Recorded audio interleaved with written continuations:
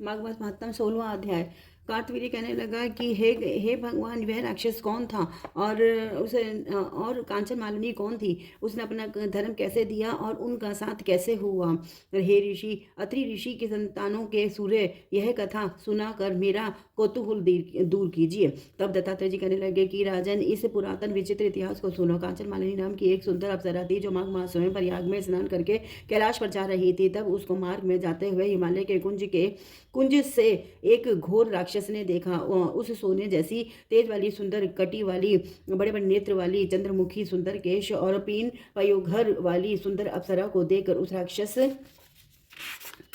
ने कहा कि हे सुंदरी कमल नयनी, तुम कौन हो और कहाँ से आ रही हो? तुम्हारे वस्त्र और वेणी भीगी हुई क्यों है? तुम आकाश मार्ग से कहाँ जाती हो और किस पुण्य के प्रताप से तुम्हारा शरीर ऐसा तेजस्वी और रूप ऐसा मनोहर है? तुम्हारे गीले वस्त्र से मेरे मस्तक पर गिरे हुए एक बूंद जल से मेरे क्रूर मन का एकदम शांति प्राप्त हो गई। इसका क्या कारण है? इस जल की क्या महिमा है? तुम बड़ी शीलवती प्रतीत होती हो, इसका कारण मुझसे कहिए। अप्सरा ने कहा कि हे राक्षस, सुनो, मैं काम रूपनी अप्सरा हूँ। मैं प्रयाग में संगम से स्नान करके आ रही हूँ, इसी से मेरे वस्त्र भीगे हैं। अब कैलाश पर जा रही हूँ, जहाँ पर श्री शिव निवास करते हैं। त्रिवेणी के जल से मेरी सब क्रूरता दूर हो गई, जिसके पुण्य के प्रभाव से मैं इतनी सुंदर और पार्वती जी की प्रिय सखी हुई। सो आश्चर्य देने वाला उदाहरण मुझसे ब्रह्मा जी ने कहा था। सुनो, मैं कलिंग देश के राजा की वैश्य थी। रूप, लावण्य और सुंदरता में अपूर्व थी। मेरी सुंदरता पर सारा नगर मोहित था और मैंने अनेकों प्रकार के भोगे। अनेक प्रकार के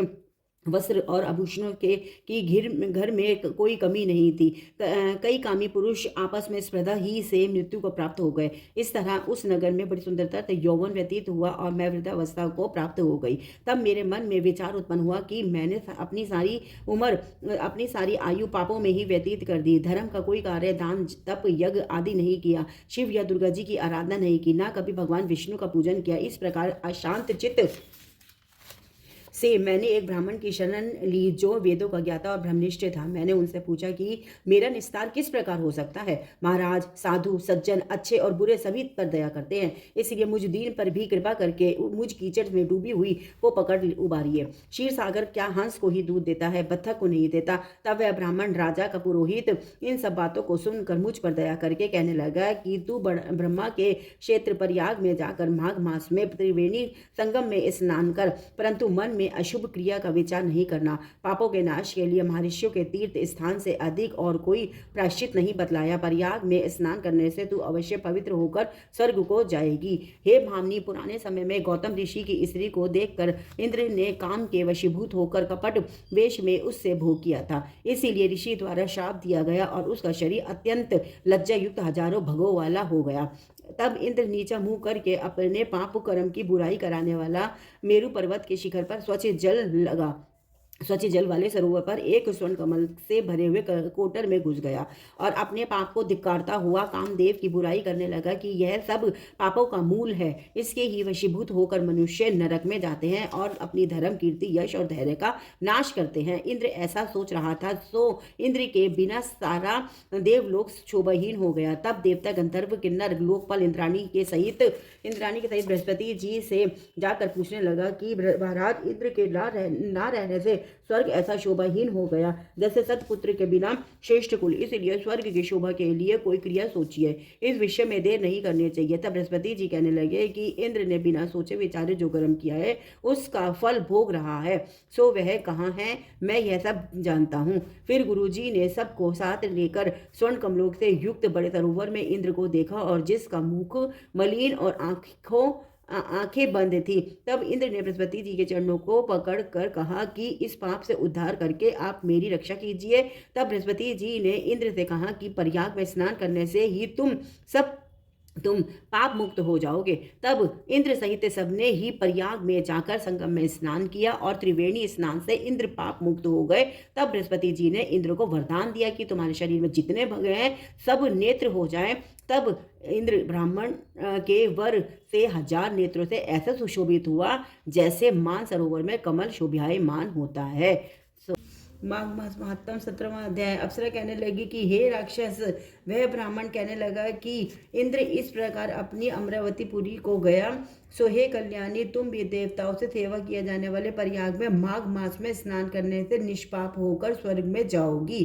सो मैंने उस ब्राह्मण के यह वचन सुनकर उसके पैरों में पड़कर प्रणाम किया और घर में आकर सब भाई बांधव नौकर चाकर धनादिक त्याग कर शरीर को नष्ट होने वाली वस्तु समझकर घर से निकली और माघ में गंगा यमुना के संगम पर जाकर स्नान किया। सो हे निशाचर, 3 दिन के स्नान से मेरे सब पाप नष्ट हो गए और 27 दिन के पुण्य से मैं देवता हो गई और पार्वती जी की सखी होकर सुख से निवास करती हूँ। इसलिए मैं प्रयाग के महात्म्य को याद करके सब देवताओं के सहित माघ में प्रयाग स्नान करती हूँ।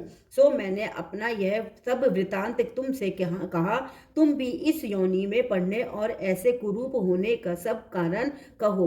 तुम्हारी दाढ़ी और मूछें बहुत बड़ी बड़ी हो गई हैं और पर्वत की गुफा में वास करते हो। निशाचर कहने लगा कि हे भद्रे, सज्जनों से गुप्त बात कहने में भी कोई हानि नहीं होती है। मुझको सब कोई संशय नहीं, अब कोई संशय नहीं रहा कि मेरा उद्धार तुमसे ही होगा। सो मैं अपना सब वृतांत तुमसे कहता हूँ। मैं काशी में वेदों का ज्ञाता और था और सब बड़े उच्च कुल के ब्राह्मण के घर में जन्म लिया था। मैंने राजा, पापी, शूद्र तथा वैश्यों से अनेक प्रकार के दान लिए। मैंने दान लेने में चंडाल को भी नहीं छोड़ा। उस जन्म में मैंने कोई भी धर्म नहीं किया। वहीं पर ही मृत्यु को प्राप्त हो गया।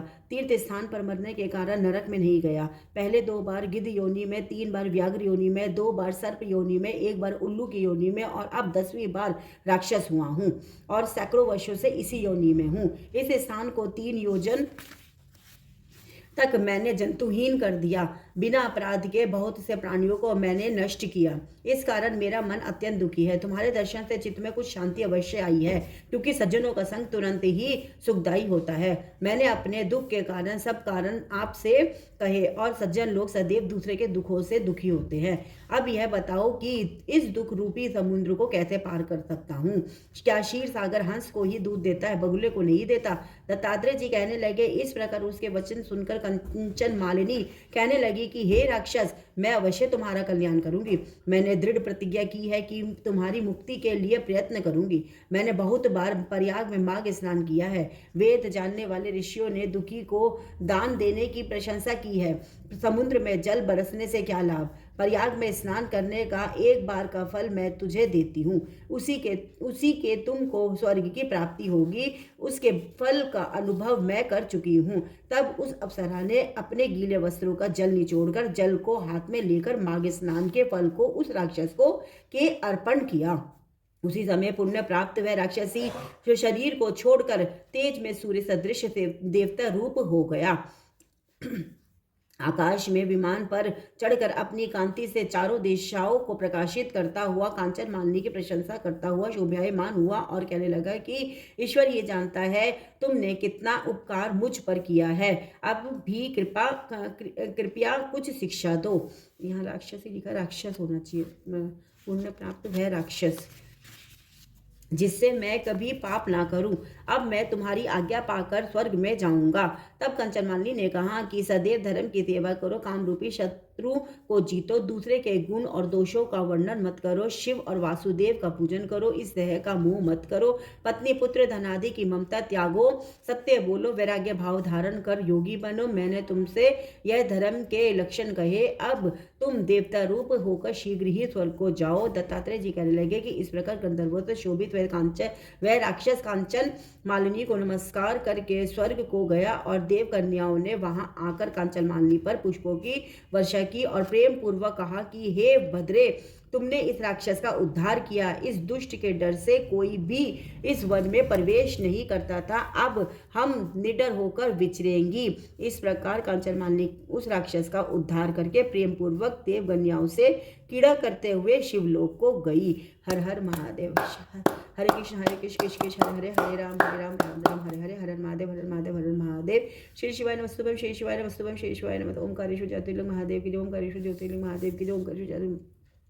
राधे राधे। श्याम श्याम।